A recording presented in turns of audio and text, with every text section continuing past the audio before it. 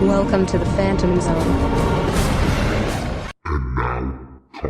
All right, so while we wait for the rest of the people, Connor asked me to kind of give him a quick rundown of Doomsday Clock. Yeah, so the newest issue just came out, so that's issue 10 of 12. I think it originally started as it was going to be 10 issues, and they had to bump it back to.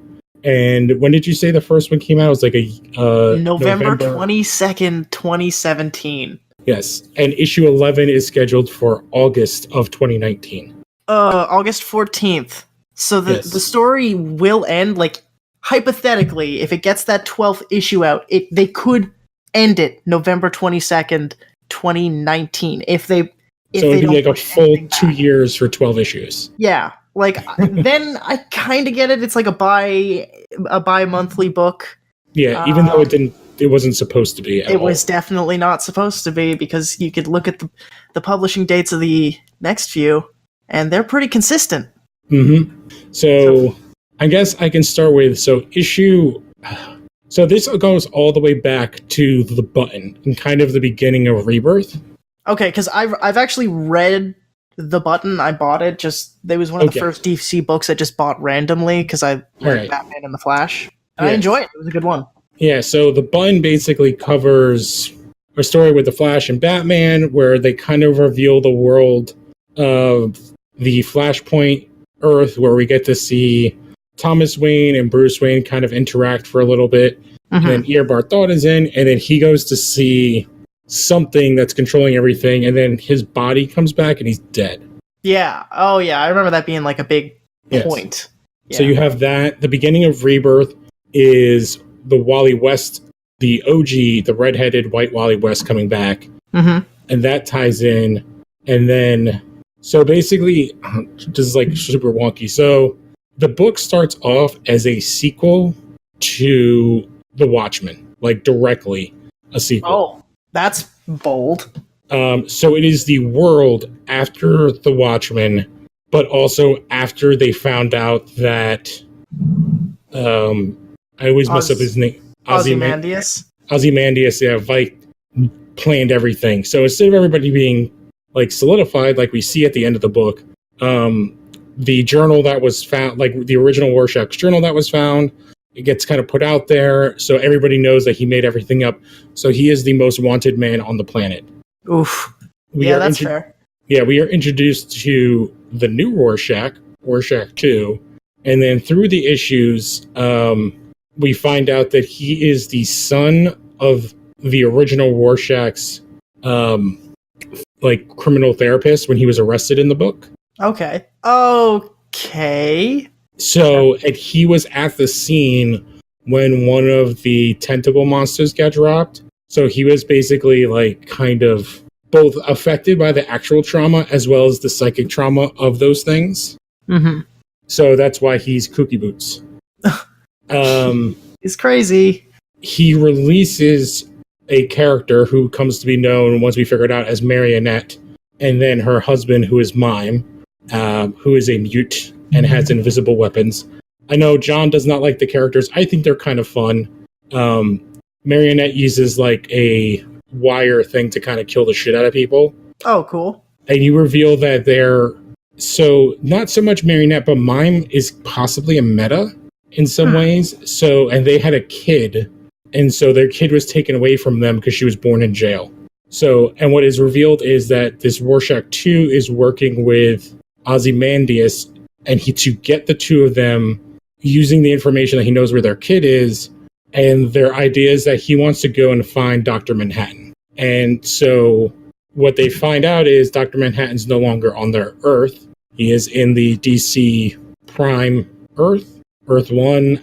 They keep changing what it's called, but I think we'll just call it like the Prime Earth. Yeah, Prime Earth makes the most sense. Yeah. So, especially with what happened in the issue that came out today. So, they get there.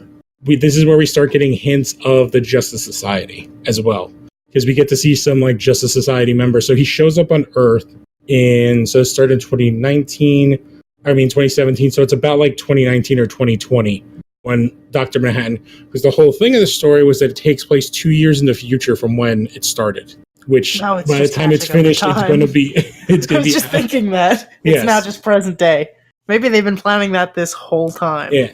So the problem is, so when he gets to Prime Earth, basically the entire world is like shitty and against like all metahumans and Batman and everything, but we have no idea why.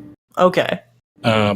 So when Ozymandias gets there, he tells Rorschach they need to split up. One's going to go to one other. This was the smartest person, and the second one, and then he's going to go to the smartest person on the planet, and Rorschach's going to go to the second smartest. So Ozymandias goes to visit Lex, and Rorschach goes to visit Batman. Makes sense. Which Batman immediately thinks that he's crazy and throws him in Arkham. Ozymandias is basically like tells Lex what he did, and Lex is like, and you're the smartest person from your world. Jesus, I can't even imagine what the dumbest looks like. And so Ozymandias is pissed, and he's like, all right, I thought I found someone that I could, have a conversation with, and he goes to attack. He attacks Lex, and then it cuts, and we find out that the comedian is not dead. Oh, of course not. Ozymandias threw him off. He got somehow teleported to Earth Prime, and then you can do that. It's comics. Yeah, he beats the shit out of Ozymandias, who has it's like a weird. I don't remember the term, but he has this cat with him that's able to detect tachyons and stuff. Oh yeah, the lynx. Yeah, the weird lynx cat. Yeah. So, but like comedian throws him out the window, and he like falls and stuff. This is where we have Mom and Marionette are like going underground, and they end up finding all the villains. And this is where comedian kills everybody except for the Joker. And if you remember, I was talking about all of that. Yeah. So that's the kind of beginning part where everyone is like, "What the hell is going on with Doomsday Clock?" Mm-hmm. So we're kind of around issue 4 when this is all going on, and then I'm trying to think here as I like flip through the different issues. So all right. So issue 5, I don't think is that where I'm on? Yeah, issue 5 is when we see why the world hates metahumans. And basically there's this idea of the Superman effect, which is that the US government is creating superhumans.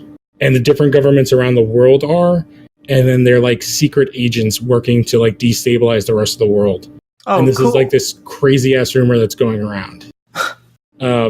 So that's kind of, and then in issue 5, we see some more stuff. We see like Alan Scott's Green Lantern and stuff like that. And we see like the actual physical lantern. Mm-hmm. And we see like a bunch of other stuff. And then issue 6 is where comedian kills everybody. And we learn the backstory of Marionette and Mime. Oh my God. Issue 7 is where we see, this is like the big event, basically that. So Dr. Ozymandias uses Alan Scott's Green Lantern to kind of summon Dr. Manhattan. Mm-hmm. And then that's kind of like basically the whole plot of that entire issue. Issue 8 is where kind of stuff starts to go crazy. So Lois gets some sort of package at Metropolis or whatever, which is supposed to be proof of the Superman effect. Firestorm is like fighting somebody in Russia, and then the Russian heroes are like, get the hell out of our country. And he's like, hey, I'm just trying to help. And then he accidentally like severely injures a couple of them. Mm-hmm. And then the people, when he gets knocked to the ground, start like crowding him and attacking him. And he kind of like screams, let go, and turns a giant crowd of people into glass. Like literal glass. Oh, fuck yeah. That's pretty cool. Yeah, while this is going on, Superman is talking to Black Adam and Kandak, because Black Adam's kind of made this thing since he's the ruler of that country, that he is making a safe haven for all metas. Okay, that's a cool move. Yes. I hope. And so issue 9 was, we see Dr. Manhattan on Mars. He's holding a Legion ring. And basically, at some point during issue 8, everyone kind of, Batman figured out that it wasn't actually Firestorm, that it was somebody else doing it. And they trace the energy back, and Superman does like a stupid thing during it and basically goes to stop Firestorm, but like gets in the way of the Russians attacking him. and thus, like, they go to shoot him, and then he ricochets the bullet off, and it starts breaking people that are glass, and everything just turns to shit. But because Superman kind of chose a side, everything goes to shit. Now, in the background of all this is that Ronnie remembers that he saw the professor, who's the other half of Firestorm, talking to a government official at some point before they became Firestorm about, like, kind of him being able to be manipulated. So the Superman effect may actually be a real thing. Okay. That is a cool concept. Yes. I like to see where they take this. Yeah, issue 9, basically. So this is not the one that came out today, but the last one. Yeah. Long time ago. So this is basically every person from the Justice League. So, like, one panel shows Hawkman and Woman, Big Barda, Mr. Miracle. The next one shows Cyborg, I think like 5 of the Green Lanterns, Donna Troy, Starfire, but definitely Hal and John and Jessica Cruz and Guy Gardner. And then the next ship has Green Arrow, Canary, Aquaman, Mara, Martian Manhunter, Flash, and someone else I don't know. Then the other one has Steel, Supergirl, and the Metal Men.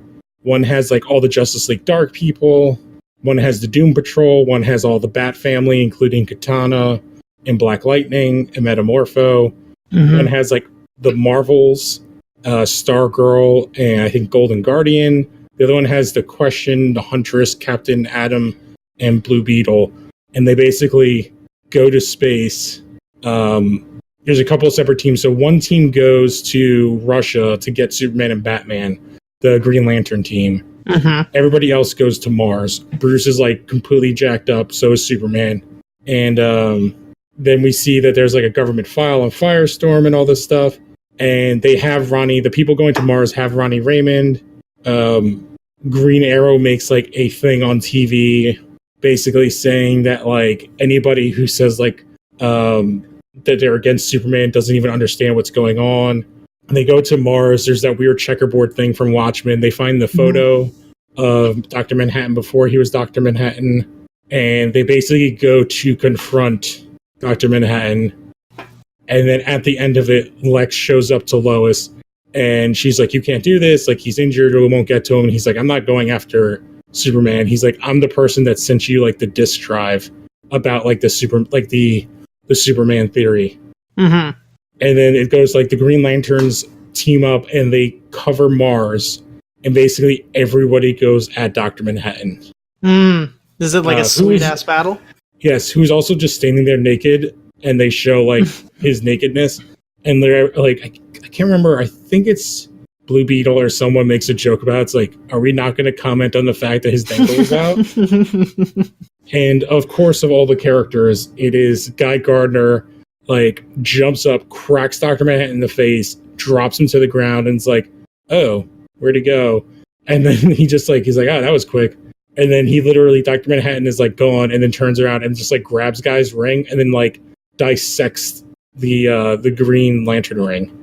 Oh. It's like, yeah, and he's like, oh, I know how to do this. And then like all the magic people go after him.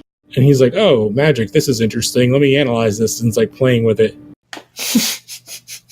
Yeah, because I guess he's just like, he's a guy who really likes simulator games. Yeah, he's basically like, oh, yeah, I'm learning things for like the first time ever. Yeah, it's been a while since I did this.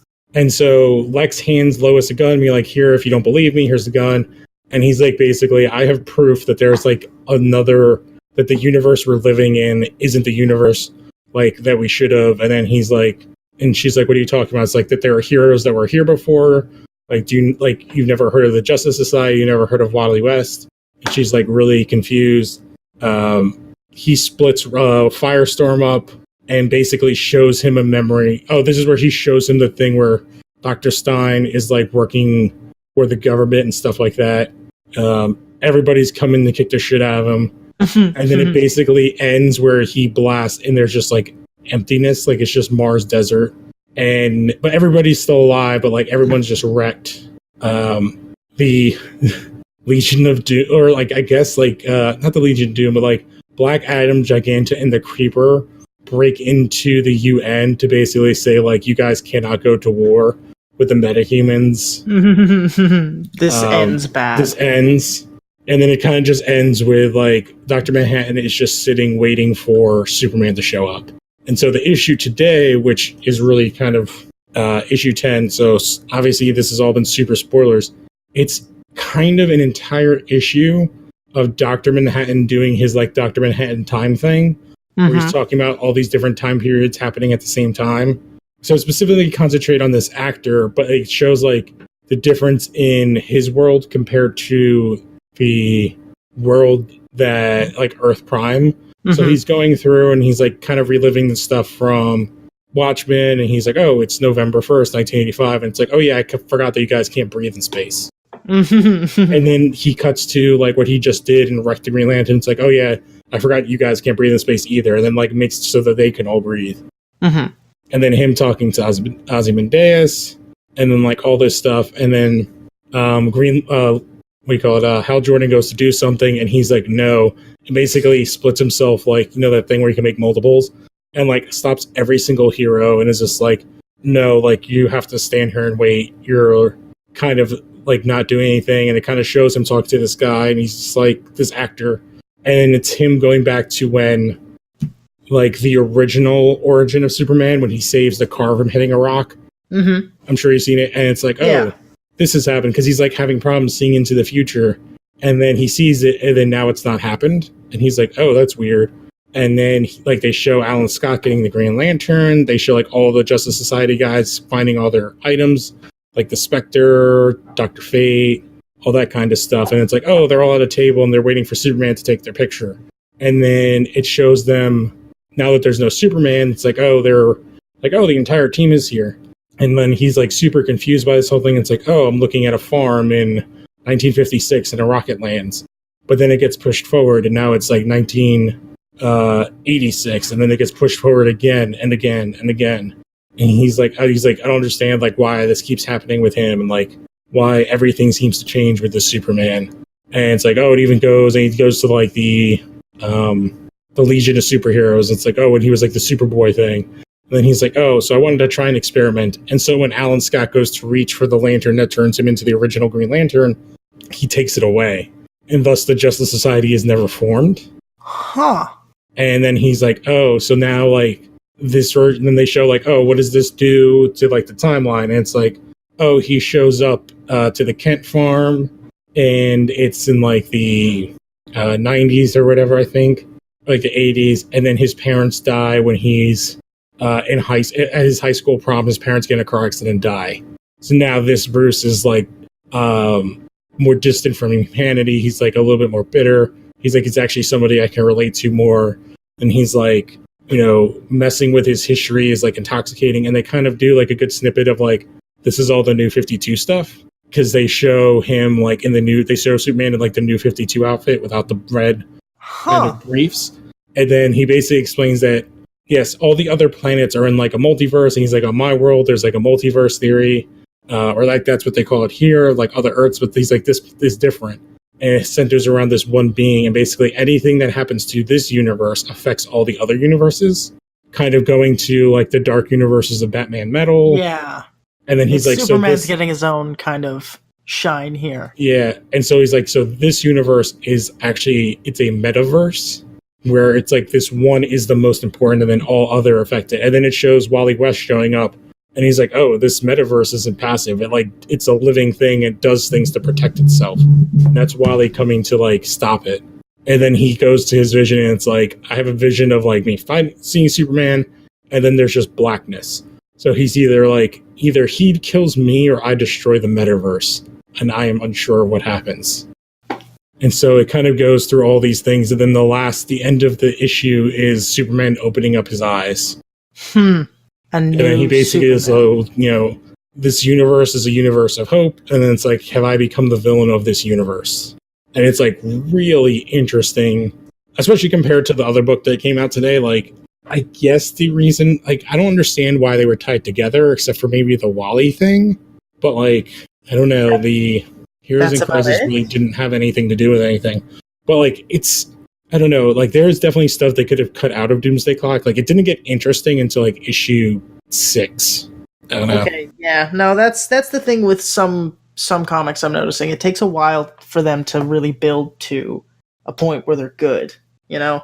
Mm-hmm. But by the sounds of this, like, yeah, it starts off pretty weird and just kind of like, it just seems like it's just throwing characters at you just for the sake of nostalgia. But this concept, this Superman theory, seems very interesting. And this last issue, today's issue, I suppose, no matter how spoiler it is, it doesn't really matter to me. It makes no sense whatsoever, like in a context matter. There's no real big reveal. The big reveal is that, like, the idea that the Prime Earth is different than all the other ones, but it's kind of always been that way, at least since the last crisis, that kind of the Prime Earth is the one where the story revolves around, as opposed to Earth 2 or Earth 3, or like the Dark Universes or any of this other stuff. It all has to do with this main thing. So I guess what's interesting, though, is that he talks about, like, those first changes to Superman aren't him, and then he kind of hilariously becomes almost the editor of DC Comics since, like, New 52. It's like the weird way to kind of put it, that, like, he kind of changed all that stuff. And that all those him changing, like, that one thing for, like, Earth Prime Alan Scott had kind of had this ripple effect. But it's also like somebody or something else had also been changing Superman's time. Okay. Yeah, that's a really good way of also making me care about Superman. Yeah, especially, like, what's funny is, like, and obviously this was always going to be a Superman book because it's like Doomsday Clock and it has, like, a symbol in it, and it's specifically kind of referencing, like, Doomsday, the character and stuff. But Superman has two, like, big crossover stories kind of going on right now, and they're both, like, really interesting. What's the other one? Is that the Leviathan story? No, I don't think I know about that one. So if you watch the CW shows, they very heavily hinted at it at the end of the season of Supergirl. Okay. Which is really interesting, since it's a story that's, like, just kicking off in the comics. So the first issue... Huh, okay. Yeah. Oh, sorry. Basically the setup for that story, which is interesting, is that everyone's kind of doing their thing, and simultaneously the DEO, Argus, Spiral, which was, like, the spy thing that Dick Grayson used to work for, and with the Cobra Cult, like, every secret, like, kind of espionage organization is wiped out instantaneously, simultaneously. The only people left alive are General Sam Lane, Lois's father, Amanda Waller, and the head of the DEO is saved by Adam Strange, who then disappears. And then no one knows what the hell is going on. And basically, it kind of starts with Jimmy Olsen was doing, like, this is what they're rolling into, that Jimmy Olsen, mostly the Lois book, but I think the Jimmy Olsen one's tying into it too, is that Jimmy shows up at Lois and Clark's apartment. This Jimmy doesn't know he's Superman. And it's basically like, yeah, I was undercover doing a story on Cobra, and they're all dead, and they're like, what the shit? And Superman's like, holy crap, the DEO just exploded. And then Amanda Waller, like, knocks on the door, and like, Jimmy passed out, and Amanda Waller knocks on the door, and she's like, hi, you're Superman. And Clark's like, no, he's like, shut up, you're Superman, let me in. Argus just got taken out. And then she collapses. Oh, wow. And then, like, that's how they kind of kick off the story, and no one knows what the shit is going on. The last time Leviathan's name was thrown around was Talia was in control of it a while back. Like, yeah, a couple of years ago. It had to do with a story. They did a version of it in the animated where it was with, like, I can't remember the character's name, where there was, like, the weird grown-up version of Damien. I can't remember what the story was called. But, yeah, she had it, and it was this weird thing where she was kind of building... It was, like, supposed to be her thing, separate from the Legion, or the League of Assassins. But then everyone's like, yeah, this is not Talia's thing. She has, like, nothing to do with this. And then the question gets brought in one of the issues. And Superman's like, oh, so you're here. I think he's, like, sitting watching, General Lane. And he's like, oh, I was, like, gonna come to find you, but it's good that you're here. And he's like, Superman's like, what do you know? And question's like, I don't know anything. He's like, all I have is a question. Where are the bodies? And Superman's like, shit, there are no bodies anywhere. And we kind of don't know anything except for the first issue. They've been kind of, like, slowly rolling it out. I think they've had, like, 3 of Action Comics have kind of dealt with it. And then the big book came out today, the Leviathan Rising. Leviathan Rising. Okay. I'll look for that. Hopefully it'll get printed somewhere so I can find that. I'll look that up right now, sorry. Yep, I just sent you a link on the chat. Oh, wonderful. Wonderful. Yep, so I don't know if they said how many issues it's going to be, but this is like this big crossover. So, because there's like, I'm trying to think how many there's like the big, like across the thing, besides like Doomsday Clock, there's like the Year of the Villain for DC. So like every villain is getting like every big villain's getting their own book for like 1 or 2 issues. And then it's supposed to be like a year where we're concentrating on like the villain stuff. So it's pretty interesting what DC is doing. And like we talked about before we started, they're like have these kind of side things that they're putting out. So they have like the Vertigo line, the Wonder Comics, Young Animal, the Black Label, and then it looks like they're doing House of Secrets, which is more of like I'm trying to remember what they used to call like Fantastic Adventures or like the fantasy kind of books of old. So like the bigger than life kind of. Yeah, so like the first one is Swamp Thing. Okay. So it's kind of Swamp like those Thing old is good. school. Yeah. Yeah, I just picked up Alan Moore's Swamp Thing. I just have it sitting on it's so good. I haven't read it ever, and I've seen almost everybody associated with this podcast post about it or talk about it at some point. Yeah, so. Alan Moore's Swamp Thing is basically how we get the Swamp Thing that exists today. Yeah, that's fair. And I mean, if it's that yeah. good. I also love Alan Moore. Yeah, he took like the goofiness that was there and kind of brought it to this real world thing. So one of the characters in it that you'll see is like I can't remember his first name, but his name is like Woodrew. Okay. That guy becomes the Floronic Man. So like it's mostly about like he almost takes this weird and interesting science-based approach. And kind of like expands on it into like a crazy Alan Moore way. But, like the initial I wouldn't have it any other way. Yeah, the initial idea is very science-based in many ways. So, and then that's kind of, which is, because we have the TV show that's coming out tomorrow.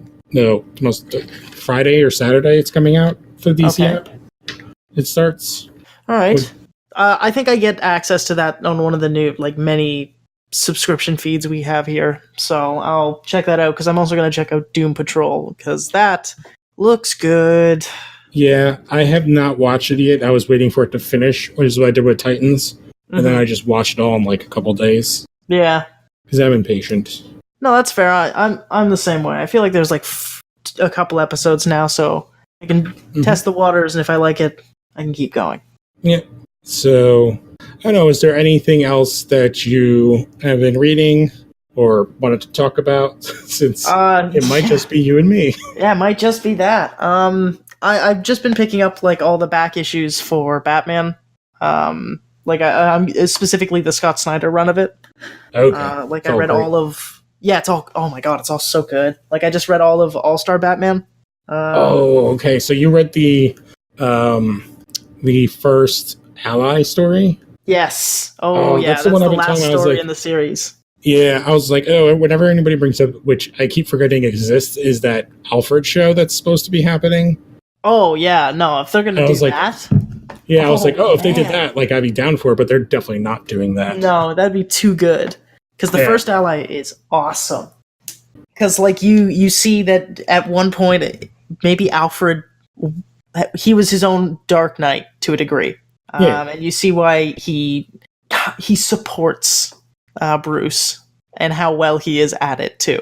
Because goddamn, dude, that whole arc was awesome.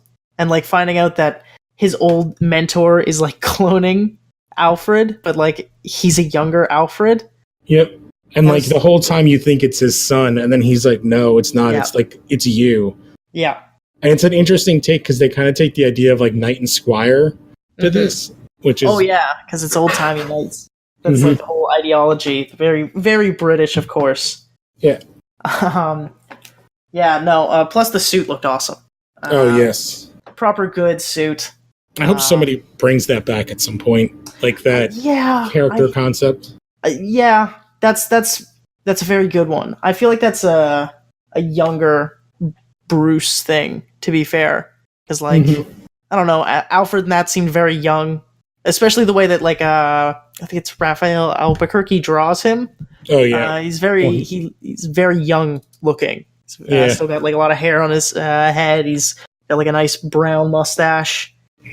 No wrinkles. So, and then like you jump over to like Greg Capullo's, and he's a bit older, but like balding, obviously. And then you can look at certain other artists, and he gets ancient to a degree. Yeah, it reminds me of I think I was like catching up, and I think it's it's Detective, is where they've had like their version of Arkham Knight.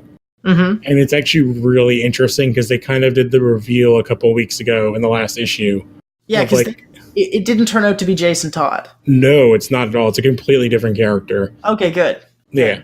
Yeah, because that's something I liked about the character. I saw it coming because at that point I knew about Batman enough to be like, I think I know who this is. That's cool. But seeing as that they've shifted the blame, so to speak, onto a new person, I'm excited. I hope they I have no doubt they'll like collect that issue and pop it somewhere, and I'll check it out.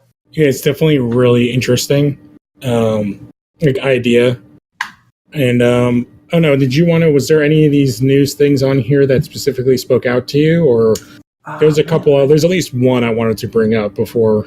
Yeah, bring it up, man. I'm just gonna look over it right now. Okay, so the first one I'll say, because I already talked about Leviathan, is at the end of the last issue, they reveal a character who has basically not been around for forever, which is Golden Guardian, Jim Harper. Jim Harper, okay. Yeah, like he's did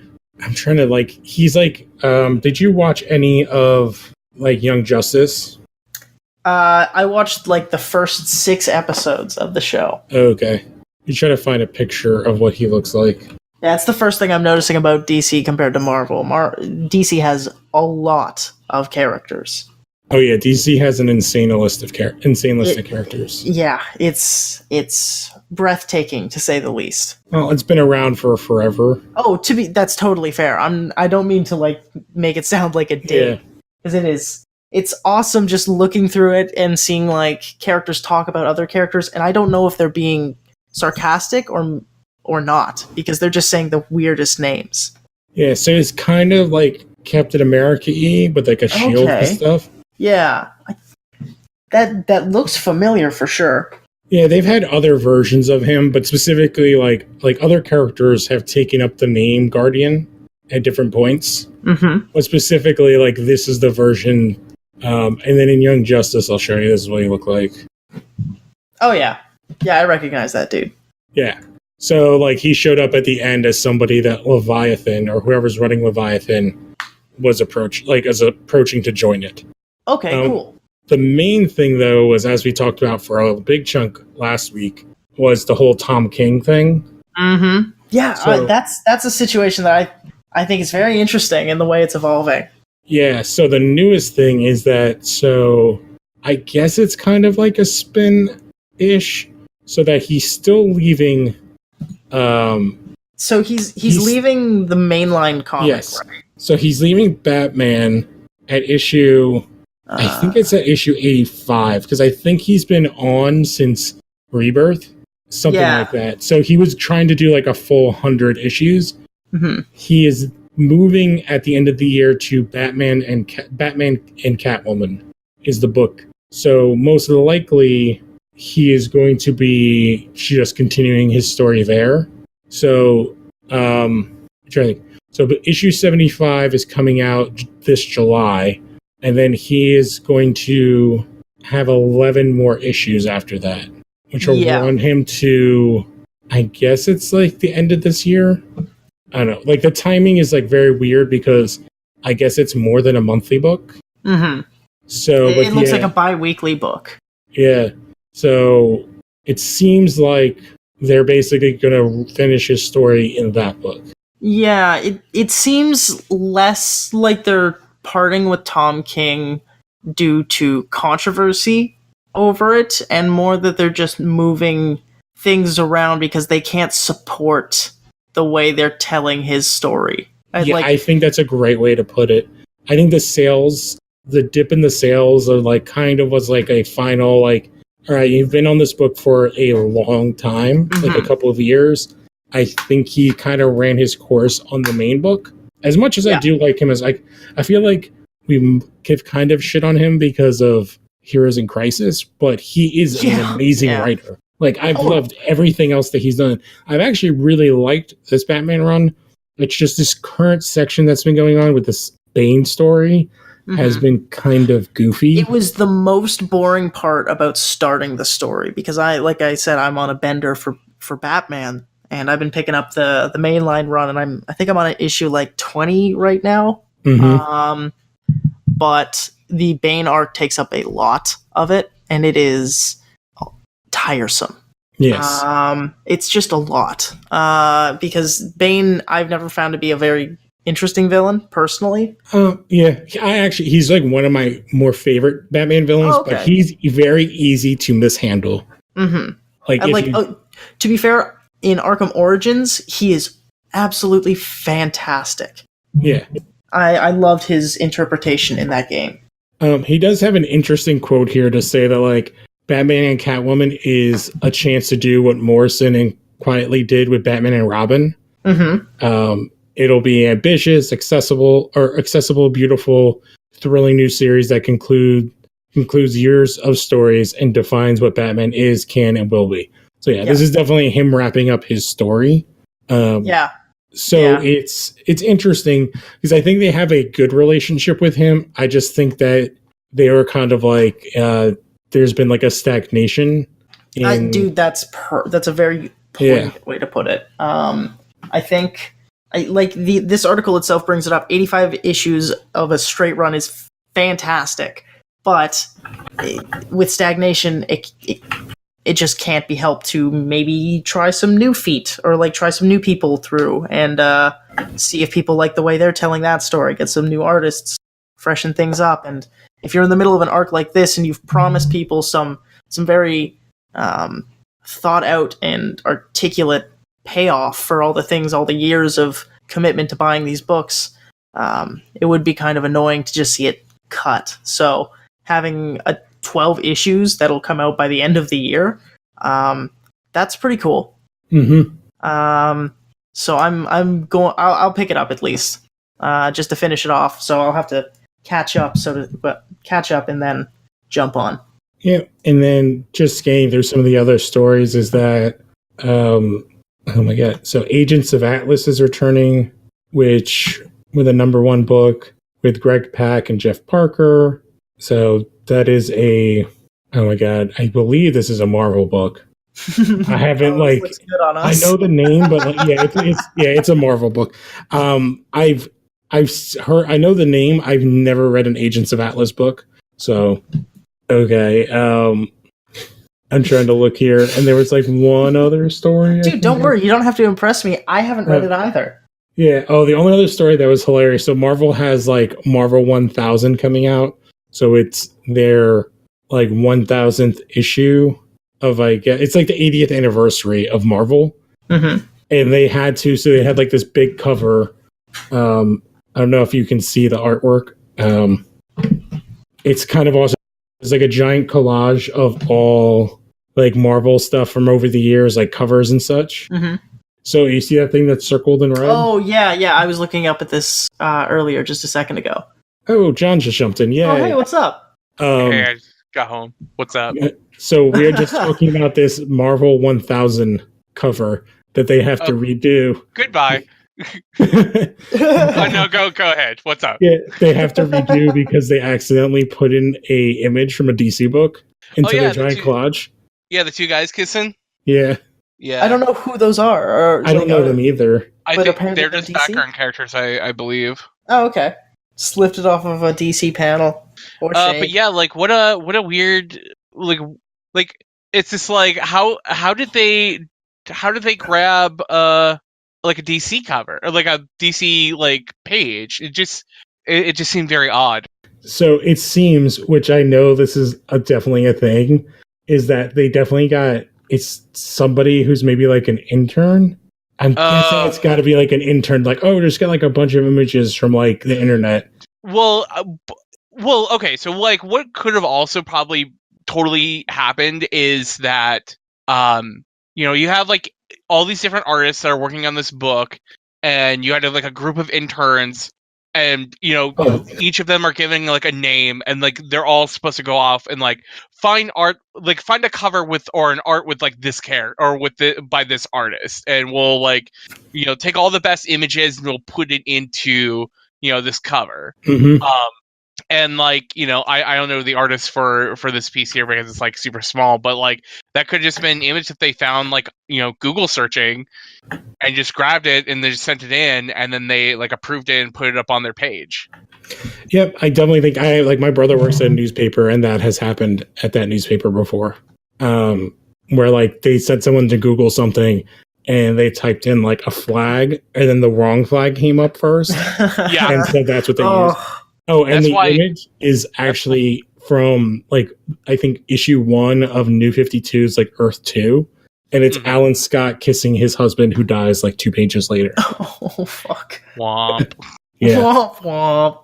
I mean, like, yeah, it's weird. It's a weird idea.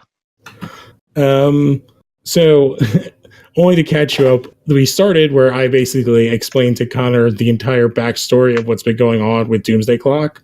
So other than that, we're just kind of going through some of these news items. Was there any specifically that anything that you wanted to talk about? I have no idea what a humanoid is. So did you guys talk about Agents of Atlas coming back? I said Agents of Atlas. I'm pretty sure this is a Marvel book. I know the name. Yeah, no, that's like Agents of Atlas coming back is pretty rad. Jeff Parker writing that book is also like really cool because Jeff Parker wrote like a couple different series of Agents of Atlas that were like pretty sweet, and like the team itself is like looks pretty cool. Like I think it's like a spin-off of like the current War of Realms like Agents of Atlas series that they're doing right now. Okay. That's pretty cool. I have that issue like sitting over there. I just haven't opened that one. Yeah, like I have like a couple of the older Agents of Atlas stuff that's like kind of cool. But yeah, like this new team looks cool. Yeah, I just like I can't even remember. I feel like they came when I was reading Marvel back in the day. That book popped out, and I was like, I don't know who any of these people are, and it just like came out of nowhere, and I was just like, it never really got me. Yeah, I knew Jimmy Woo in Nimrita because Nimrita also showed up in Incredible Hercules. Oh, yeah. So that is not Namor's cousin that died with Speedball. That's the other one. There's like that's a different one. Yeah. That's a different Nimrita. Namora is who I'm thinking of. Nimrita was the one that died. Yeah. That's why they put a D at the end of her name. Yes. This is the ingenuity of like the names of these characters. Was there any specific books you want to talk about? The only things new-ish that I read the first issue of Ascender last week, and issue 2 came out this week, which is the sequel to Descender. Have you got a chance to look at it, John, or? No, okay, so like I just want to make one quick point. The DC Comics will stop doing double ship books. Like, thank God. Like, thank you. What does that amazing. mean? What does double ship mean? Sorry. They'll stop selling like 2 issues of Batman a month, or like Superman, or Action Comics, or whatever stupid book they're selling for that month. Oh, awesome. You see what John has complained about that with the Spider-Man books, that there's like 5 a month. Yeah. Okay, cool. It's a way that they're cutting kind of costs back, but it also like it's both like sucks because there's less comics coming out, but it's also like helpful for your wallet because there's less comics coming out. There's less comics coming out. Yeah. Yes. Which probably ties into the fact that it's like, in July is issue 75 of Batman. And because we talked about the Tom King thing, but then he's gonna be leaving in December at issue 85. It's like, well, I guess that's like a bi-monthly book.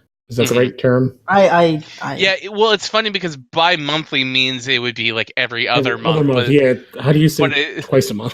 Yeah. The one other story that I want to talk about was that John Allison, who's like one of my favorite writers, writer of Giant Days, it announced a new book from Dark Horse that's going to be a miniseries called Steeple that he'll write and draw with Sarah Stern and Jim Campbell doing, I believe, probably colors and lettering. And it's out in September.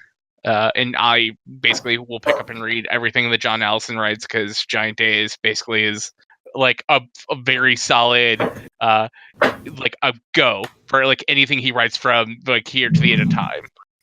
Okay, solid sell. But yeah, like I'm like kind of behind on a lot of my books. The only kind of like thing that's like comic related that I've got around to like listening to actually this morning was the first episode of the new Wolverine. Oh, I did not realize that came out. Yeah, because I'm subscribed to it on my iTunes, so it just popped up in my feed. It's again written by Benjamin Percy. What is it called? It's the audio drama. Yeah, it's like The Long Trail. The Lost Trail is because I was like I think it's The Long Night, but it's not The Long Night. No, because I can't remember what the first one was called too. It was the first one was Long Night, right? The first one was Long Night, and this one's called The Lost Trail. So they sound equally the same, but like basically like the first episode's out. It's basically like kind of setting the pieces of where Wolverine is post the end of the Long Night. And he's like looking for this woman named Maureen in New Orleans. That he ends up meeting up with this boy who's like asking for his help named Marcus, who his mother and a bunch of other mutants just disappeared out of thin air, and he has like no idea like what happened to them. I think there might be like a slight spoiler in the at the end of the episode when they announce like the cast for the series, and one of the characters is named after a prominent X-Men villain. So okay, because I know one character they announced a while ago, which based on where I know it's set, is not like I don't know if I should even say who the character is. Like Gambit? Yes, that's who I was talking about. Yeah, Gambit, I don't think that's a spoiler. I think that's kind of been known. I think that was like when they announced the Lost Trail, and they were like, also Gambit's going to be in this series. Yeah, because it takes place in New Orleans, right? Yeah. But yeah, Benjamin Percy's back to write it, who also wrote season 1, who also did like, a lot of, I think he did like about 50 issues of Rebirth Green Arrow. Okay, that was a good book, so. Yeah. I also would have kept on that book if it wasn't shipped twice a month. Well, then it got canceled. Yeah, and then it got canceled. But yeah, the first episode's like pretty cool.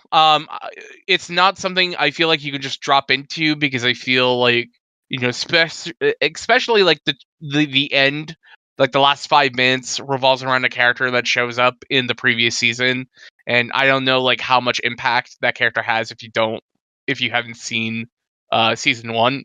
But season 1's only like 10 episodes. Each of them are about 25 minutes long. I basically listened to them all weekly as I was like going on the bus to work. So it's very low. I really liked it, except for the final episode, which felt like we missed 2 episodes. Yep. The final episode wraps up real weird. Yep.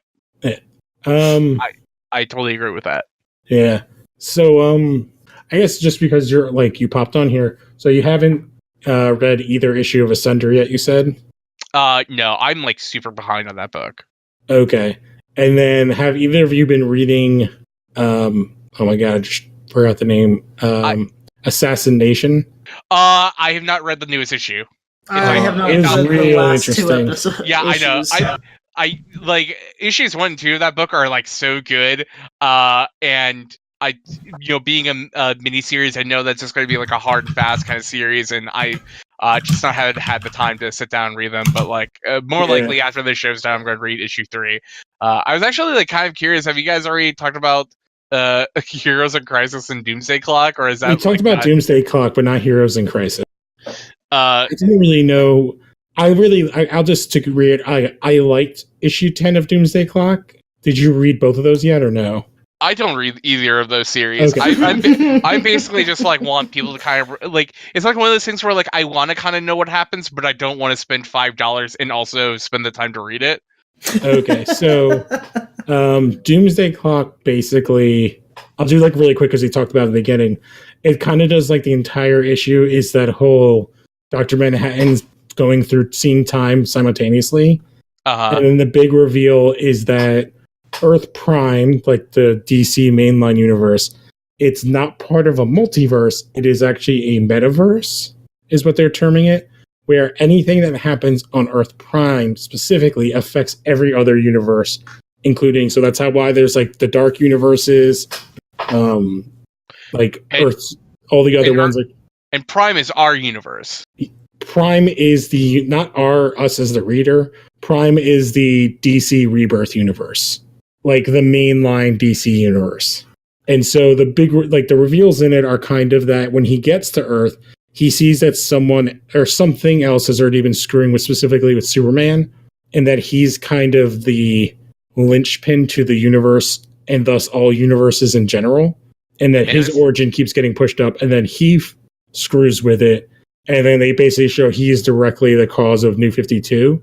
And that the Wally West coming and like going after him is kind of the reaction from the metaverse to protect itself. And the issue basically ends where he basically holds everybody back and is waiting for Superman, and Superman's eyes open at the end of the issue.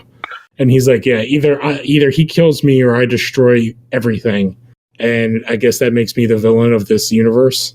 So it's like, that's a really quick rundown of it. It's fine. On the other hand, let me grab a copy of Heroes in Crisis.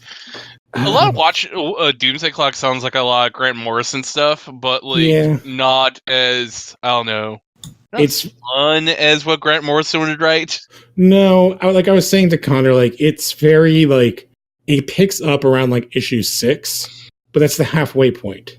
Yeah, yeah, you got to spend at least like which I feel like in issue 6, I feel like at this point came out like 5 years ago.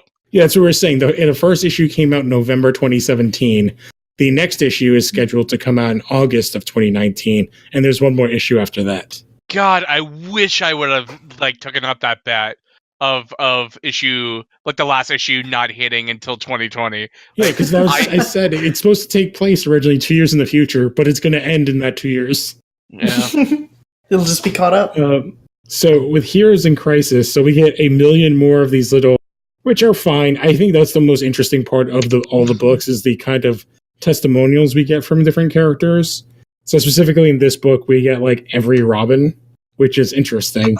But what we learn is, so the team of Booster, Blue Beetle, Harley, and Batgirl jump 5 days into the future, whatever, and crash and stop past Wally from killing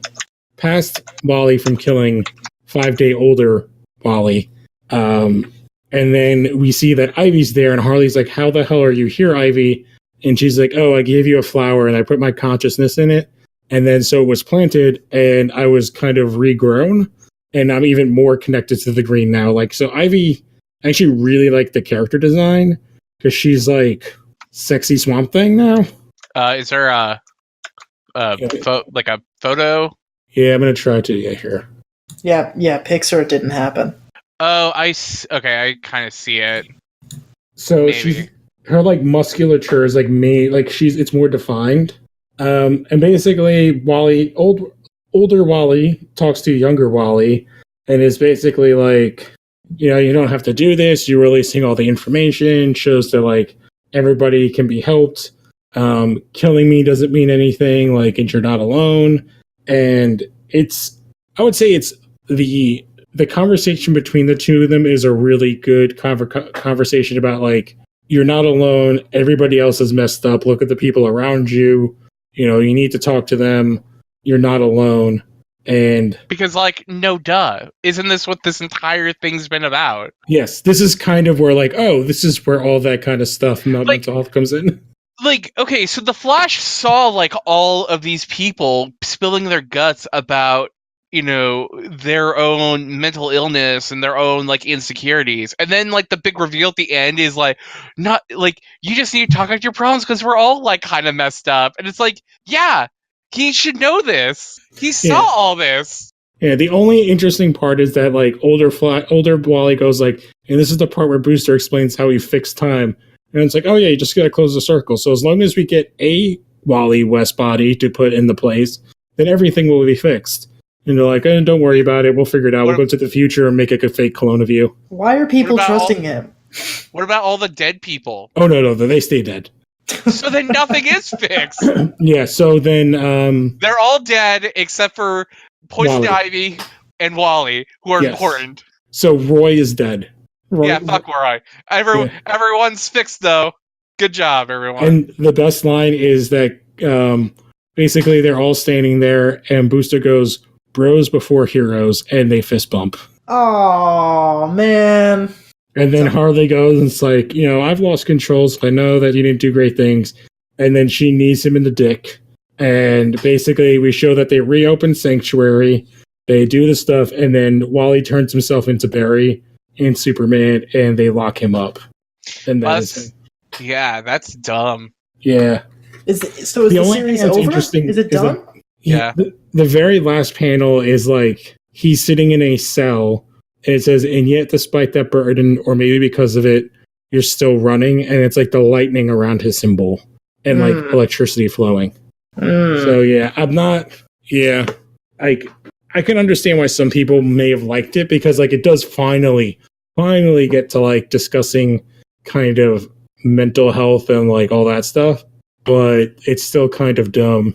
Yeah, but it's like if you I don't know. I think it's like also like just very unfortunate for Heroes in Crisis that at the same time you had another book that was dealing with superheroes dealing with mental insecurities and mental illness in like a really thought-provoking way in The Unstoppable Wasp, and it handles it so much more thoughtfully. Instead of the guy at the big guy at the end revealed to be like a guy who accidentally killed a bunch of people, and then to make sure people didn't know it was him, framed everybody, framed two other schmucks. But then proceed to just tell everyone anyways that he killed people. So then what was the point of the first, 6 issues of the series? Nothing. It was basically to get $25 from all these readers. Yeah.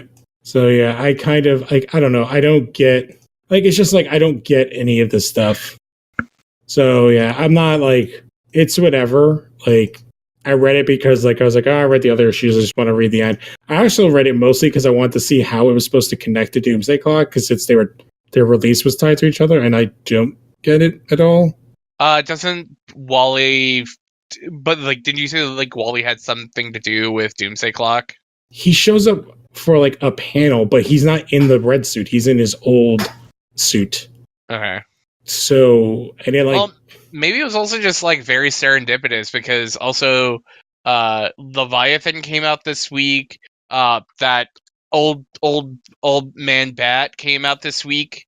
Yeah, I picked up the Last Night on Earth one, which I think is the Old Man Batman. Yeah, that's the vibe. The Leviathan stuff I found to be actually very interesting. Yeah, I didn't pick up Leviathan because I'm already going to pick up Lois Lane and Jimmy Olsen. So I think the Lois Lane is a direct tie-in to it, though.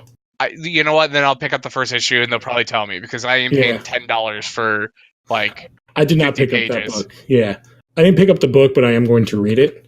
Yeah. And didn't All-Star Superman come out this week or something? There's actually very few DC books. I'm trying to remember. Well, yeah, because all their books are $6, $7, $8 this week. Yeah, it was the Batman The Last Night was a bigger book. I'm looking right now. Past it. Yeah, it was Detective Annual, which I did not get. Doomsday Clock, Dog Days of Summer, Heroes in Crisis, Leviathan Rising, Wildstorm, and The Last Night on Earth. And then everything else is trades. So they had 5 books come out, and then three of them were bigger. The two Batman ones, and the Leviathan. Mm. Which the Last Night on Earth is the black label. And I did pick up the previews, which was interesting because it looks like because they have like their preview for Lois Lane, and what was I saying earlier? There's a it looks like Gerard Way is coming back to Doom Patrol. Yep. Yeah, so that's going to be interesting. I'm into that. Yeah, and that it looks like they're adding like another label. Actually, it looks like they're adding two labels. There's like a kid label, which is DC Inc. Yeah, DC. Is that what it is? Yeah, they've had two books so far. There's a Catwoman and a Raven book that are. Oh no, I'm sorry. It was Mira and Raven, and there's a Catwoman book coming out. Yeah, the Catwoman had a preview in Free Comic Book Day. I read the preview part of it. And those ink books are rad. Like I think they're like a little bit below my pay grade, but I think they're like a great younger reader's book. Mm-hmm. And then I was telling Connor that there's a House of Secrets, I guess, like label, which the first one is it's like very like was that like old fantasy kind of comic books style, and it's Swamp Thing. Yeah. No, I just think that's interesting that they're doing this thing where they're kind of creating all these mini labels underneath them. Because what's funny is I actually think the main DC line is the weakest of all of them. Because the Vertigo stuff, the Wonder Comics have all been pretty great. Mm-hmm. I have not been reading the Jinx World stuff, but that's like I think the one book you talked about's in that. I think the House of Secrets stuff is the new Sandman stuff. Yeah, the House of Secrets is in the Vertigo stuff, but weren't you reading some book with like witches or something like that?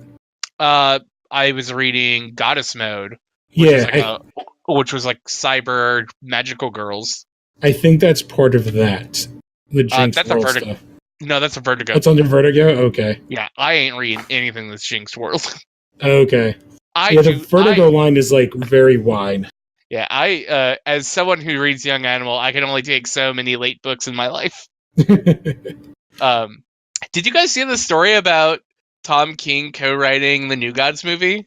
No, I did not. That is a new wrinkle in the Tom King DC thing. It just keeps unfolding. Yeah, we did talk about the whole Batman and Catwoman thing, and that it's basically like it seems like that he's going to finish his story on that other book, and that for whatever reason they moved him because sales or like some sort of like stagnation in just like what the Batman book was becoming. Man, that is real interesting that if he's going to be writing a New Gods movie, that's... Yeah, I originally saw this being like a breaking story over at Bleeding Cool, but it was just... Oh, okay, so like this started at the Wrap, but the Wrap doesn't like have like are you saying this is like a site's like keep sharing the same story? Yeah, so it's like Bleeding Cool sharing the story from the Wrap, and the Wrap like this is their original story. So it's like one of those things where like you kind of wait until you start hearing it like Hollywood Reporter, Variety, it gets picked up everywhere else. So it's I think it's like still kind of like one of those things where it's a rumored story. It's like I didn't even realize that they were still in any sort of production with this movie because they announced what's her last name? Ava DuVernay? Yeah, and I'm like looking now and they've kind of like updated it where she posted up a photo of her and Tom King on Twitter today. Saying like they're ready to write New Gods, which it's cool because I think Tom King, based off of Mr. Miracle, which says like New Gods is going to be basically a Mr. Miracle movie to me. Yeah, I mean, he's a better lead character than Orion. But I think I think it's like you have Barda, Orion, Scott, as like that kind of that core, main characters. I think it's like, you even can kind of have the Forever People, with Bear and the Beautiful Dreamer and stuff like that, and like have like a really kind of cool group of characters. Because I mean, like, yeah, you're not gonna sell a New Gods movie on the back of Light Ray. No. But it's interesting, but like, yeah, until this, like, literally, I forgot that she even got hired because she got hired before that movie came out last year that tanked hard. Wrinkle in Time. Yeah, Wrinkle in Time. Yeah. They hired her, like, with the hype of that. Because what did she do right before that? Wasn't it, like, another big movie? Selma. Selma? Oh, okay. Yeah, so, it'll be interesting to see, like, her first big budget movie did not go well, so... Yeah, I also think they've, I think you're going to start seeing this thing happen a lot now where I think that was like the first time where people were writing these stories about Wrinkle in Time underperforming and they're like, oh, like what a disaster for Disney. And I'm like, dude, like Black Panther came out 3 weeks ago and has just cannibalized A Wrinkle in Time sales. It also cannibalized the sales of every other movie to come out after that couple of weeks. Like, having a Disney movie underperform because another Disney movie came out is just like, it's like, it's like one of those things where you're going to see up more often now as Disney now owns more of the marketplace. Yeah, it's like, also like, that's why they seem to be going back to the 3 Marvel movies a year. And they're going to, like, go back to less Star Wars movies, it seems. Yeah. 3 Marvel movies a year, 2 Pixar films a year, 2 Disney animated films a year. It's like, well, a live action one, maybe 1 or 2 of those a year. 2 or 3 live action ones. Yeah, but I think that like their ideas are like, all right, Marvel movies go in like the end of April and like September, because isn't that when Spider-Man coming out, or is that July? That's July. So I feel like they'll do Marvel movies come out in like end of April, July, and then like September. There's March. Captain Marvel, Black Panther, all released in March and February. I think that's where they put the lesser known characters. It depends on what movies are coming out. Probably is where their rotation is. Because after Spider-Man, the next round is probably Black Panther 2, Eternals, and then Doctor Strange 2. I think that's what the rumors are, that the Doctor Strange 2 is the third one. Because Guardians is not for like another several years. Yeah, because they have to finish, or he has to finish Suicide Squad first. Yeah, they haven't even started it. I wouldn't be surprised if we see something that's made in secret. Yeah, there could be. There could be a bunch of things. Like something smaller that's made, behind the scenes, not people. The Black Widow movie. God, yeah, that would be pretty fitting. Yeah, that Black Widow movie should be out next year. Yeah, so maybe it's the Black Widow and not Doctor Strange, or I don't know if Eternals is going to come out before. Eternals is like they're like just the beginning script for that. They're just the beginning of casting. They have like 3 people cast. It's like Angelina Jolie, Rob Stark, and like 1 other person. I'm just like looking at that they just got the X-Men, the Fantastic Four, and it's like, okay, like what are you guys going to do with this? Well, there's been some heavy rumors that they're not touching those until after like 1 full kind of phase of like post Endgame. I do not believe that. Yeah, I'm in the same boat as John. Yeah, but I think a lot of this stuff is hinging on Spider-Man right now, that they're waiting to see, because apparently Spider-Man has like a lot to do with the post Endgame world. Oh yeah, when Venom shows up, and there's actually been heavy rumors now that Sony is like saying, so maybe Venom can now be part of the MCU, and you guys just give us some money. Like, yeah, that has been a heavy rumor going around recently, is that they're like, now that Sandwich Lady is gone, maybe we can actually strike a better deal with seeing how this stuff works together. Yeah. Yeah, but like, they're already doing that Morbius movie.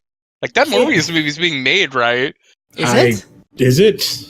That's a quick Google search. Is that getting made, or is that Black and Silver movie getting made, or? Well, I mean, Black and Silver, probably not, but that Morbius film's got like a release date. It's got like it's got like 5-6 people already attached to it. It's filming now. I guess it depends on what kind of, I don't know. It'll be interesting to see how it's related. that movie could be very, very like outside though. Matt Smith is in this movie. How the mighty have fallen. Dude, he was also in Terminator Genesis. Let's not forget Terminator Genesis.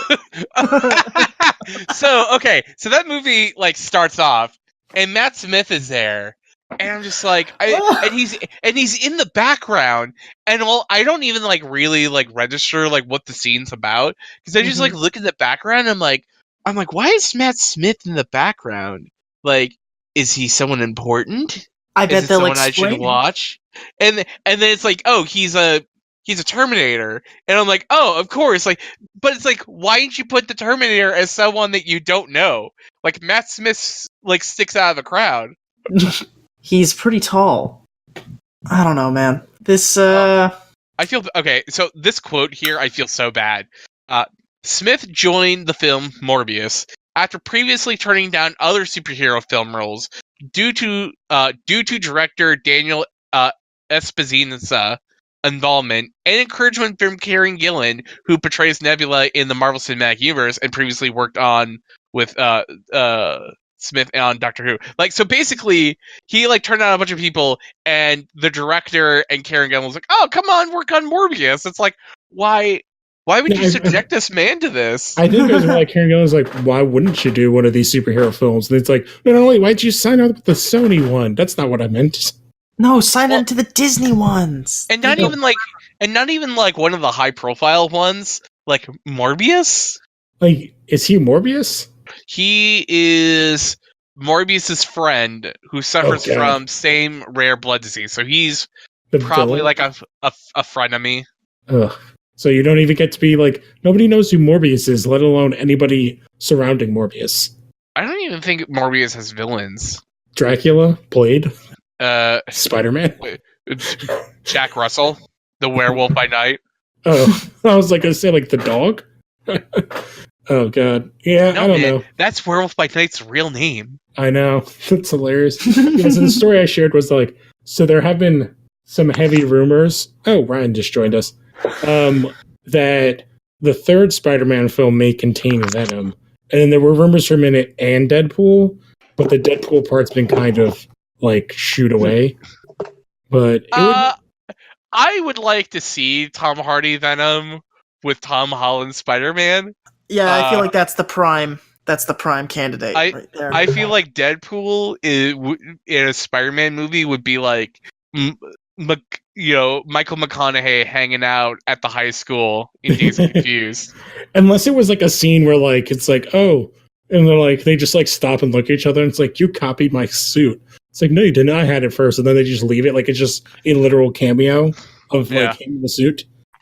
But yeah, no, all it needs to be is just him walking into frame. Nothing said, nothing else. Just like walking in, nods at the camera, turns around, walks out. That'd be pretty funny. Or he just or he just like Venom gets thrown to the ground, he just like touches it and goes like, ew, gooey, and then walks away. That'd be good. It could be like where Spider-Man sees him, he's like, nice Spider-Man cosplay, and he just like walks away. Oh man. It'll be interesting to see what they do. Like Spider-Man 3 wouldn't be for like 3 or 4 years ish, I would guess. So yeah, no, I don't think it'll be for at least 3 years. Yeah, because that's the distance between the last two, I believe. So, and Tom Holland will be like 25.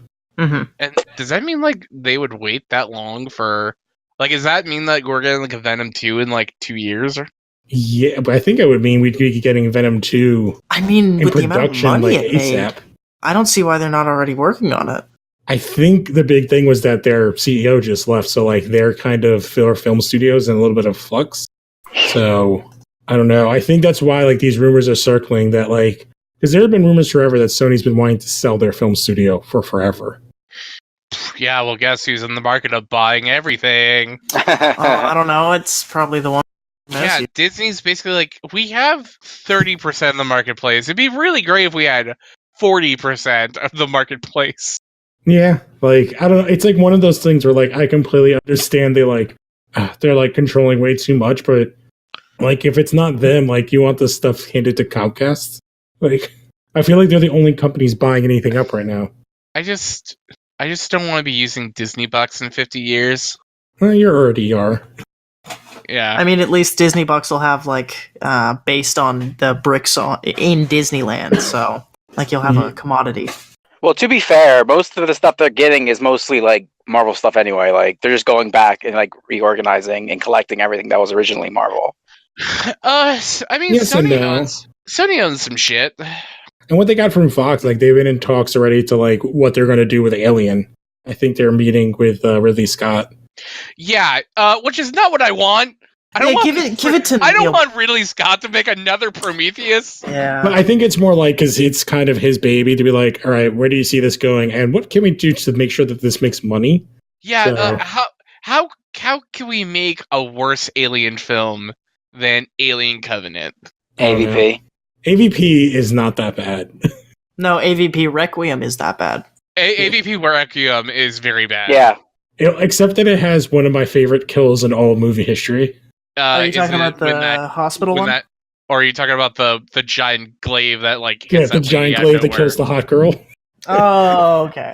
Because it's just she's gonna hook up with this guy, and that's like that. That's like, and then it's like 2 steps, and she's just in half. It's like, oh no, he ain't getting nothing. No. Yeah, that movie is so mean spirited. Because it was just everyone had the argument of why is this movie? Why is AVP PG-13? That just seems very weird. And then they just took this hard right turn, and they're like, okay, we'll kill a kid within the first 3 minutes. Yeah, that was one way to kind of establish where you're going.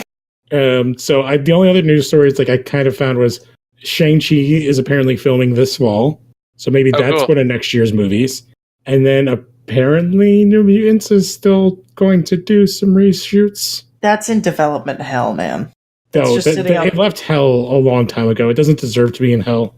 That's just sitting on a shelf somewhere, fully cut, fully edited. I'll still watch it whenever it comes out, because... Oh, totally. Oh, because it's going to be a disaster. There's no way that it's good.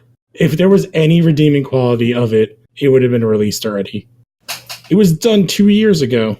I would put money on that being a good movie. And that's pushed back till April 2020. It was originally scheduled for... It was November? No, it was 20... I think or they said started filming in 2017 or something like that. It was a ridiculous time. It was supposed to come out last year, early last year. I think it was spring last year, April last year. And they got pushed back to August. Then it's going to be a full 2 years that it got pushed back if it comes out next April. Yeah, sure. I'm it's still one of the only superhero films I'm really excited to see. I'm more excited to see that than I am Morbius. Well, you take that back. That's not really a good. No, that's not true. What are you comparing it to? That's nothing. Am I more excited to see New Mutants or what else is even another superhero movie that's coming out? Brightburn. Dark Phoenix. Brightburn was actually really good. I've heard that. I'd be more interested to see it than Dark Phoenix. I have no desire to see Dark Phoenix whatsoever. Oh no. They actually had to change the ending because it was too similar to X-Men: The Last Stand. Oh god. It was they had X-Men movies have ended the same. All of them standing in the danger room in awesome costumes, and guess what? They never have it. I would rather watch New Mutants than Joker. Yeah. I have real mixed feelings of Joker. I'm all on board for Joker. I don't that's a weird one. Those are close. I heard Mark Maron this week was in that movie, and that makes me a little bit more excited. Yeah, he announced that it was actually he had to actually address the fact that he has been shitting on comic book movies for years, and then now he was going to be in one a year or two ago. He's like, yeah, I got cast in it. Guess what? It's a Martin Scorsese film, and it has a very big paycheck, so suck my dick, was basically his response. Because all he's done is shit on comic movies, oh, they're ruining the industry. It's okay, old man. But then he's in it. So he's basically it appears he's going to be a comedy club owner, I think is the rumor, which is perfect casting. Yeah, he's just going to play Mark Maron. Hey, Mark, can you play Mark? Yeah. Yeah, if you've watched Glow, he's not acting. He's just Mark Maron. Oh, it's really funny because if you look at a lot of the stuff that he plays, it's all most of it's just promoter. Like in Almost Famous, he's angry promoter. Mm-hmm. I'm trying to think. I would rather watch New Mutants than almost any of the, like, let's see, the Alfred show, Krypton. Yes. What else is coming out that's like weird like that? Isn't there like a Netflix doing like a Valiant Comics show? There's The Boys is coming. I think it's like next month. I do not like The Boys. What are The Boys? It's kind of graphic. Oh, The Boys is like a Dynamite comic written by Garth Ennis. It's basically about a group of guys who have powers, and they kind of keep superheroes in check. And all the superheroes are mostly like bad. They're bad people. It's just, more Garth Ennis hating superheroes in like a really, I don't know, gross way. it's very. Carl Urban's in it, man. He's good. And Yeah. Simon Pegg's in it. He's also good. He was in the book. I was like the basis of the character, but in the show, I'm not sure if Simon Pegg is taking his role though. Simon Pegg plays the father of Huey, who Okay. was designed to look like Simon Pegg. Yeah, but it's kind of graphic. I think of it more like they have like a spin-off of like 9/11 in that book. That was just like absurd. Sorry, what? A spin-off to 9/11? Yeah. So basically, they're all the supers are there on the plane, and they forgot the pilot. They forgot, and none of them know how to fly the plane, so they just let the planes like crash. They're like fuck this, let's leave, and they just left the planes to like blow up like half of New York. Oh, awful, terrible. Well, somebody's got to get the awful murder fiction out of their system, so they don't actually do it. There's also Good Omens, which premieres in like 2 days, which is awesome. Oh, it's Neil Gaiman, so Neil Gaiman's always good. Yeah, it has David Tennant and I forget the other guy's name. It's Michael Sheen. Yeah. Oh, hell yeah. Yeah, and Michael Sheen plays an angel and David Tennant plays a demon. Yeah. That's And it's like a buddy cop film where they're like teaming up to save the universe. Yeah, from like the apocalypse. It looks really good. The book was also phenomenal. The director was like, I have laid out like dozens of Doctor Who references in each of these episodes. I need you to find them because there's like a bunch of BBC Easter eggs in this show. I thought it was a Amazon show. Yeah, it's Amazon, I believe. Oh, it's okay. It's like their Amazon Prime thing. Okay. Yes, I have to get that. So, I don't know, is there any other news stories to talk about or kind of anything else? Doomsday Clock finally came to fruition. My God. Yeah, we've talked about it twice already in this episode. This will be the third time. The whole first part of this episode is me explaining to Connor Doomsday Clock. So, I guess if you had any thoughts on it, you can quickly add them. I really dug it. Like, for this specific book that came out today, was like, it was really well written, and it was like, you know how in, let's say, the Watchmen movie, how when it's like John's turn to like tell his story, how you just hear his monologue in the background as events happen? It was basically that throughout the entire, like, him traveling like the DC multiverse. And it was like really well written, and it was awesome. And he's also like putting down the Justice League as he just walks over and just shuts them all up. Mm-hmm. And then they announced that like issue 11 is supposedly in August, which is hearsay. Yeah. I don't know when that book's coming out. They say August, but they August 14th, baby. Yeah, you say that now. They're gonna push that back like another. How long was this book delayed? I want to say like 8 weeks. Something like that. And it originally started in 2017, which is insane. So, yeah, I don't know if there's much else to go over. Did anybody have any books they wanted to talk about before we kind of close out? Has anyone been keeping track of like the spin-off, the side stories of War of the Realms? Because that has also been very good. I got a couple. Yeah, Sorry. I have 2 issues of Giant Men I have not read yet. But I did hear about the Stormfront book, and it sounds very good. Yeah, the entire War of the Realms arc is just nuts. It's crazy. Oh, it's a lot of fun so far. Yeah. I just love how everyone's just like messing with Spider-Man. They just keep like Wolverine's just like tell him wear this super cool enchanted helmet, and he's like, "This is the ugliest thing I've ever seen." Oh man, But, I hope they do like a big collected version of it. That's like what I would really want to read. yeah, a large like compendium or omnibook, which would be really good. There was also a while. Batman Last Night on Earth, which came out, which we talked was about that. I have not read it yet. Connor hasn't read it yet. it's crazy. It's like Mad Max. Yeah, I don't doubt that. Yeah, it looks fucking weird. I'm always it's like for both of those people independently. It's like Mad Max Batman. So I guess that kind of does it. We can kind of wrap it up. So does anybody have stuff to plug? Connor, John, or Ryan? You know what? I'll go.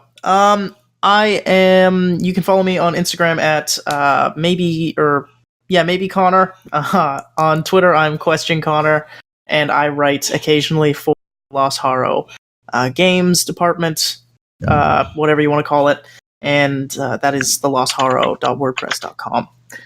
And you can find a bunch of other lovely stuff there right now. That's it. Ta-da! John? You can find me, John, at John, JOHN, _FN _Seiler, SEILER, where I talk about comics, some of our stuff that's happening at our work. I'll probably be talking about Godzilla and the NXT show that's this Saturday on there. Oh, and I don't know when it records, but I'm on a podcast called Legion of Tunes where we'll be reviewing the 2000 G4 cartoon Code Monkeys. Yep. Hopefully we can record next week. It should come out the week after. Yeah, it would probably be better because today I decided that I should probably watch Brooklyn Nine-Nine, and I'm like 8 episodes in, and I don't see myself stopping. Congratulations! Yeah, No. It's like one of those things where I don't like. Anytime like people are like, "Oh, this network show is really good," I'm like, "Yeah, no thanks," because I don't know, man. Like, I feel like I'm just like not interested in network comedies or dramas or whatever for like some reason or another. But like the pilot of Brooklyn Nine-Nine starts off great, and each episode is just like is just better, and it's like I haven't probably had fun with a network comedy like this since Parks and Rec, which actually has like a lot of stuff in common with Parks and Rec. I'm fairly certain it has a lot of the same writers too. Yeah, that wouldn't surprise me. Ryan? This is Ryan. You can catch posts on the Phantom Zone. I don't really have anything else. Yep, you'll just be on Doomsday issue 11 watch. Yeah, keep an eye on that stupid clock. Yeah, and so I do Legion of Tune with John, and then me and Alan, who's on here sometimes, we do Smallville Chronicles, so we're just into season 4, so check that out. And I would say, like John was just talking about with Brooklyn Nine-Nine, the other show that Fox canceled that got new life, Lucifer's season came out a couple weeks ago. I really loved it. It's only 10 episodes. It's on Netflix. That end season finale, though, man. Oh, I was like, so holy good. crap. Yeah. The production, it's so weird that a show going from a network to Netflix upped its production value insanely. Like, the amount of time we get to see Devilface and Angel Wings is way more. So, and full devil mode. Yes. So it's really fun. The new season's only 10 episodes, so there's basically no filler. There's like no filler whatsoever. It just gets right into it. So if you like a procedural, the first 3 seasons kind of follow your natural procedural. There is an awesome kind of, if you don't want to watch those and just want to jump into season 4, there's an awesome, I think it's like 5 or 6 minutes of the star Tom Ellis sitting in character as Lucifer, drinking scotch, explaining the other seasons, which is pretty awesome. So check that out. Yeah, I ended up watching that. Yep. Check out all the other Netflix likes to do stuff like that. Sorry. Yeah. No. Yeah, it's it was an interesting way when it popped up. I was like watching it. He's also like, I wish that they would do some sort of release because he's a very good singer. Like all the songs that he does throughout the seasons are amazing. I wish they would release him doing them because especially in the first season, almost every episode opens with him doing a cover of a song that mentions the devil. So yeah, don't forget to rate, review, and subscribe to all the podcasts. Hit the little bell on YouTube and share them with friends. And go to losharo.wordpress.com for Legion of Toon, Los Haro Games, and a whole bunch of other articles and stuff there where Connor writes and everybody writes. All right, so we will check you guys next time. Adios. I love you. See ya. Wouldn't Welcome to the Phantom Zone.